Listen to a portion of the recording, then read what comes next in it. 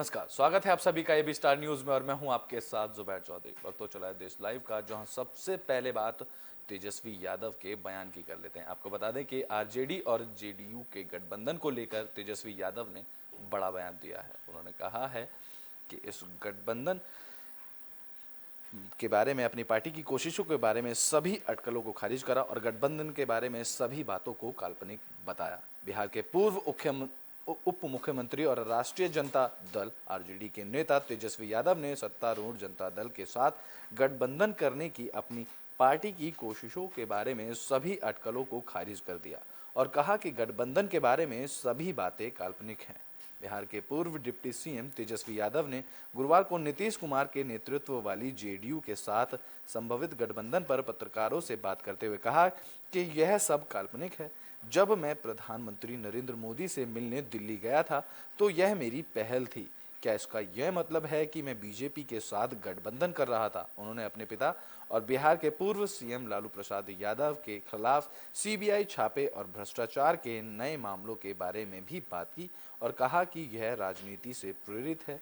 यह पहली बार नहीं था और यह एक आखिरी बार भी नहीं होने वाला है। गौरतलब है कि केंद्रीय एजेंसी ने लालू यादव और यादव परिवार के अन्य सदस्यों को नौकरी के लिए जमीन में नामजद किया और लालू यादव और उनके परिवार से संबंधित 17 स्थानों पर तलाशी भी ली है। गौरतलब है कि तेजस्वी के बड़े भाई तेज प्रताप यादव ने पहले कहा था कि आरजेडी बिहार में नीतीश कुमार की जेडीयू के साथ मिलकर सरकार बनाएगी, जिसके बाद ये कयास लगाए जा रहे थे कि आरजेडी और जेडीयू के बीच गठबंधन हो सकता है।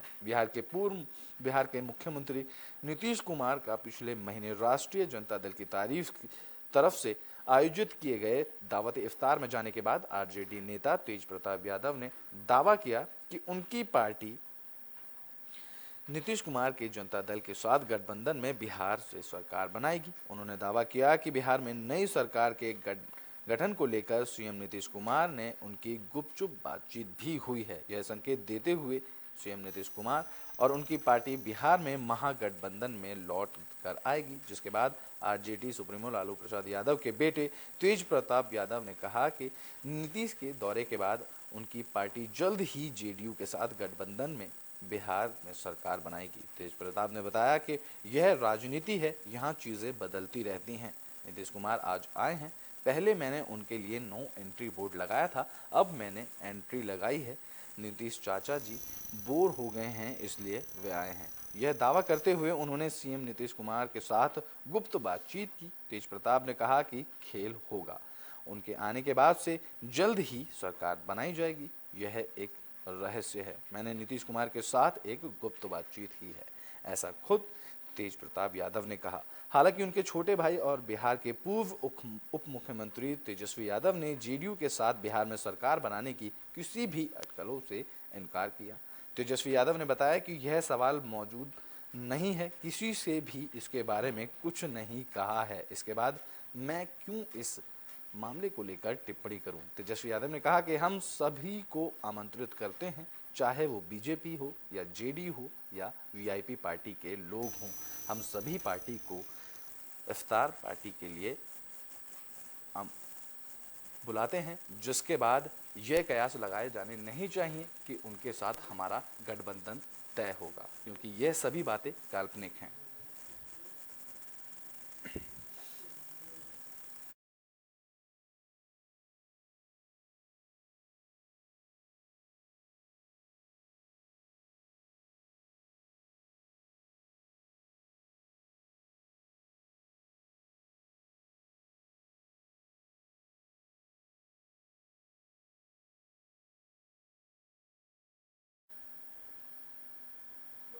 योगी सरकार के दूसरे कार्यकाल में पुलिस लगातार अपराधियों पर नकेल कस रही है। इसी कड़ी में गाजियाबाद पुलिस ने 2 बदमाशों को ढेर किया है। योगी सरकार 2.0 में अधिकारियों के खिलाफ अभियान जारी है। इस कड़ी में उत्तर प्रदेश के गाजियाबाद जिले में शनिवार सुबह पुलिस ने से हुई मुठभेड़ में 2 बदमाश ढेर हो गए हैं। मुठभेड़ में एक सिपाही भी गोली लगने से घायल हो गया। मारे जाने वाले बदमाशों में बिल्लू दुजाना 1 लाख और राकेश 50,000 के इनामी बदमाश थे, जिनको पुलिस ने ढेर कर दिया। पुलिस ने बिल्लू को इंदिरापुरम जबकि राकेश को मधुबन बापू धाम क्षेत्र में हुई मुठभेड़ में ढेर किया है। पुलिस ने बताया कि पुलिस मुठभेड़ में मारे गए दोनों बदमाश बिल्लू दुजाना और राकेश दुजाना वेब सिटी में हुए दोहरे हत्याकांड मामले में वंचित चल रहे थे, जिसके बाद इनको ढेर किया गया है।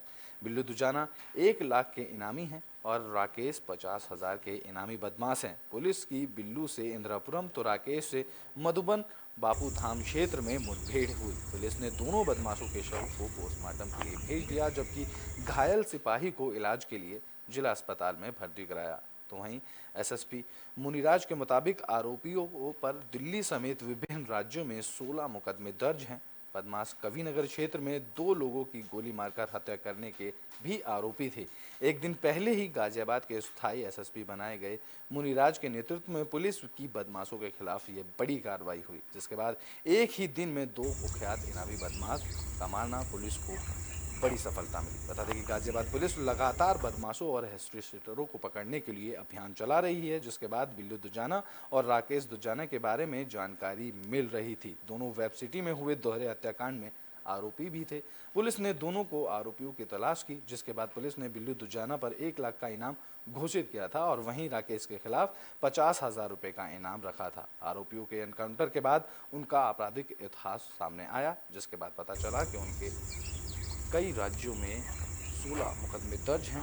गौरतलब है कि गाजियाबाद पुलिस इन दिनों सवालों के घेरे में चल रही थी। दबिश देने गई गाजियाबाद पुलिस के स्पेशल ऑपरेशन ग्रुप यानी कि एसओजी को चकमा देकर बदमाश स्कॉर्पियो से फिल्मी स्टाइल में फरार हो गए थे, जिसके बाद सवालों के घेरे में पुलिस खड़ी हुई थी। एसओजी देखती रह गई थी और बदमाश फरार हो गए थे, जिसके बाद गाजियाबाद पुलिस की कार्यशैली पर सवाल उठ रहे थे, लेकिन अब पुलिस ने दोनों बदमाशों को ढेर कर दिया है। बता दें कि पुलिस ने इंदिरापुरम में बिल्लू दुजाना को और राकेश दुजाना को ढेर किया।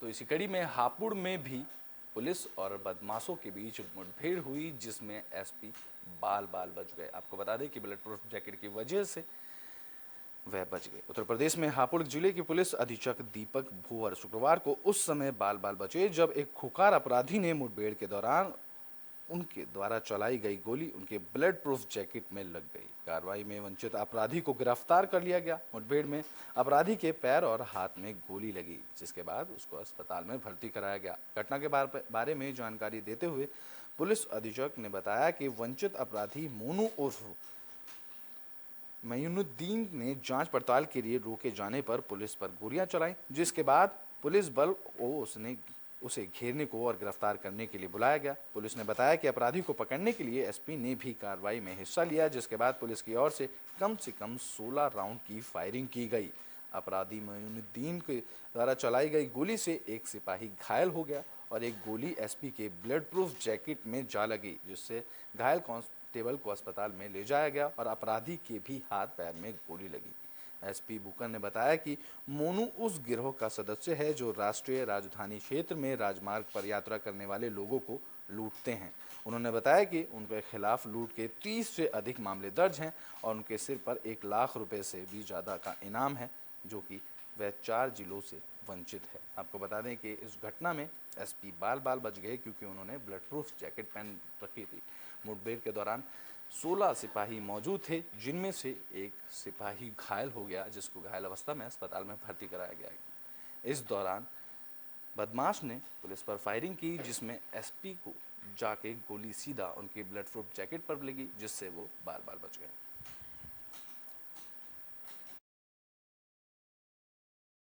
यही पुलिस के द्वारा जिसमें ततारपुर चौराहे पे चेकिंग की जा रही थी, जिसमें मैं भी वहाँ मौके पे मौजूद था। उसी टाइम पे एक ब्लैक पल्सर से एक व्यक्ति जिसने हेलमेट लगा रखा था वो पुलिस पार्टी पे फायर करके भागा। पुलिस के द्वारा उसको चेज किया गया और यहाँ सोडा के पास एक खेतों में जो अभियुक्त है उसको पुलिस के द्वारा घेरा गया। पुलिस पे उसने फायर किया। जवाबी कार्रवाई में पुलिस के द्वारा भी अभियुक्त पे फायरिंग की गई और इसमें एक हमारा कांस्टेबल जो है वो घायल हुआ है जवाबी कार्रवाई में, और जो अभियुक्त है उसके पैर में गोली लगी है और हाथ में गोली लगी है। इसकी जो पहचान है वो मोनू उर्फ मैनुद्दीन से हुई है और इसके ऊपर 1 लाख का इनाम था और लगभग ये 4 जिलों से वांछित चल रहा था। और इसके ऊपर जो मुकदमे हैं वो 30 के आसपास इस पे लूट के मुकदमे हैं और इसको गिरफ्तार करके और आगे की वैधानिक कार्रवाई इसमें की जा रही है। सर किस गैंग का सरगना है ये? देखिए कि एक कड़ा गैंग बोलते हैं जो कि एनसीआर रीजन में हाईवे पे लोगों के साथ ये चेन और अन्य जो सोने के आभूषण उनके द्वारा पहने जाते हैं उनकी लूट करके ये भाग जाते थे। और इसके एक साथी जो है हापुड़ देहात में पहले भी मुठभेड़ में गिरफ्तार हुआ था। आज इसकी भी गिरफ्तारी पुलिस के द्वारा की गई। तो आंध्र प्रदेश के अनंतपुर में एक बड़ा हादसा हुआ। यहाँ एक घर में सिलेंडर में धमाका हुआ, जिसके बाद धमाके के बाद बराबर के घर की दीवार ढह गई। इस हादसे में 4 लोगों की मौत हो गई। बता दें कि आंध्र प्रदेश के अनंतपुर जिले में शनिवार सुबह बड़ा हादसा हुआ। एक मकान में गैस सिलेंडर के धमाके से पड़ोस के मकान की दीवार गिर गई।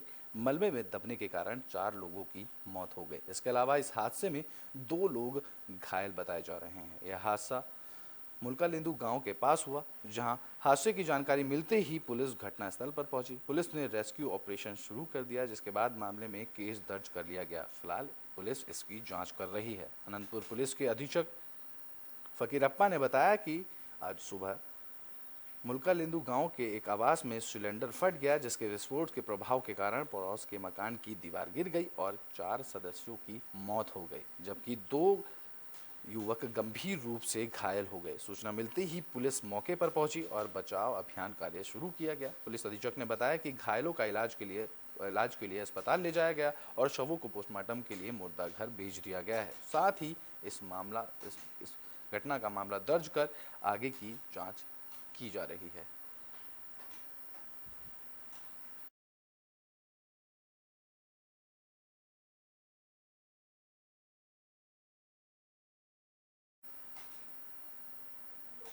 बुलेटिन में बात अब कोरोना के केसों की कर लेते हैं। दरअसल पिछले 24 घंटे में कोरोना के 2685 मामले सामने आए हैं। बात करें मौत के आंकड़े की, तो पिछले 24 घंटे में 33 लोगों की कोरोना से मौत हुई है। देश में बीते 24 घंटे में कोरोना संक्रमण के 2685 नए मामले सामने आए हैं। स्वास्थ्य मंत्रालय ने बताया कि इस दौरान कोरोना से 2158 मरीज ठीक भी हुए हैं। इसके अलावा 33 मरीजों की महामारी से मौत हुई है। देश में कोरोना के सक्रिय मरीज फिर से बढ़ने लगे हैं। अभी सक्रिय मरीजों की संख्या बढ़कर 16,308 हो गई है, जो कि बीते दिन 14,000 से भी नीचे थी।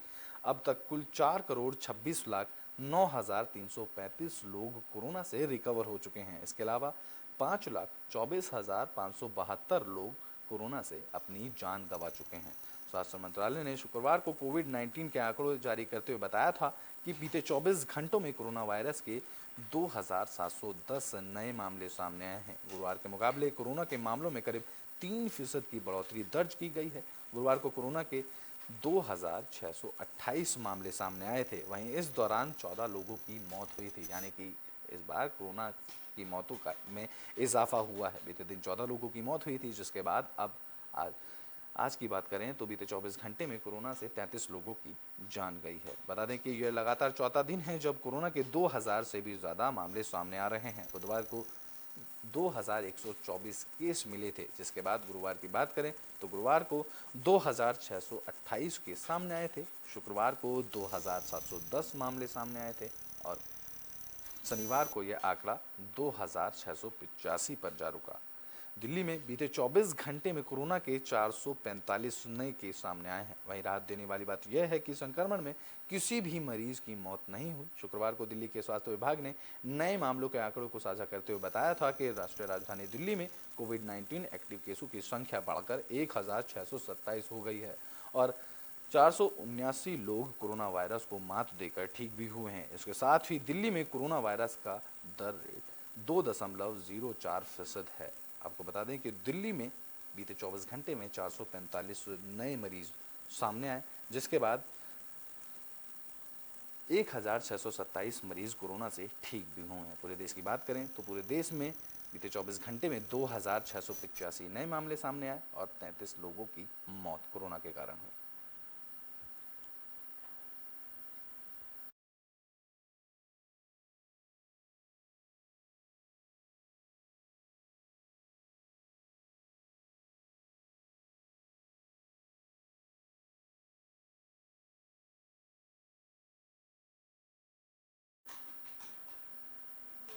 बुलेटिन के आखिरी में बात आईपीएल से जुड़ी खबरों की कर लेते हैं। दरअसल आरसीबी को राजस्थान रॉयल्स ने हराकर 14 साल बाद अपनी जगह फाइनल में बनाई। बता दें कि फाइनल में अब राजस्थान रॉयल्स गुजरात टाइटंस से भिड़ेगी। आईपीएल 2022 के दूसरे क्वालिफायर मैच में राजस्थान रॉयल्स ने रॉयल चैलेंजर्स बेंगलोर को 7 विकेट से हरा दिया।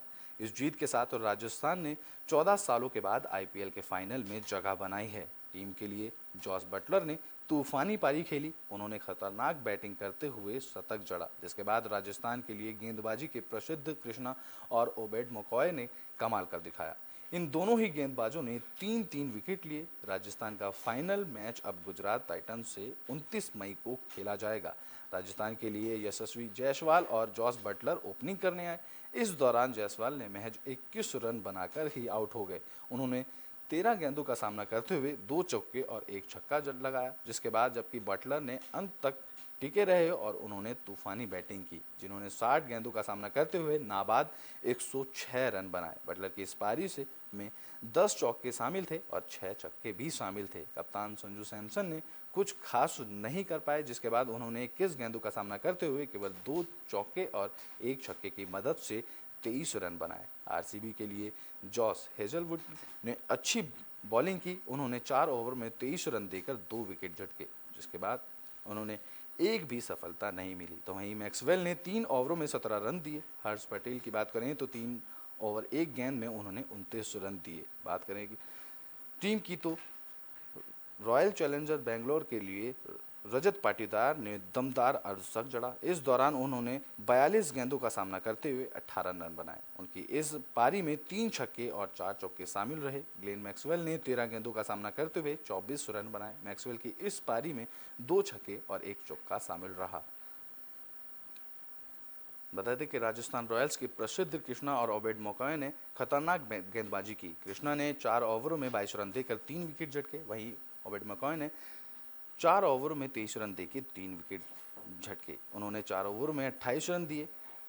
चहल सबसे महंगे साबित हुए, उन्होंने 45 रन दिए, जिसके बाद इस मैच में राजस्थान रॉयल्स ने जीता। आपको बता दें कि 7 विकेट से राजस्थान रॉयल्स ने ये मैच जीता, जिसके बाद 14 साल बाद राजस्थान रॉयल अब फाइनल में जगह बनाएगी। उनका मुकाबला गुजरात टाइटंस से 29 मई को खेला जाएगा।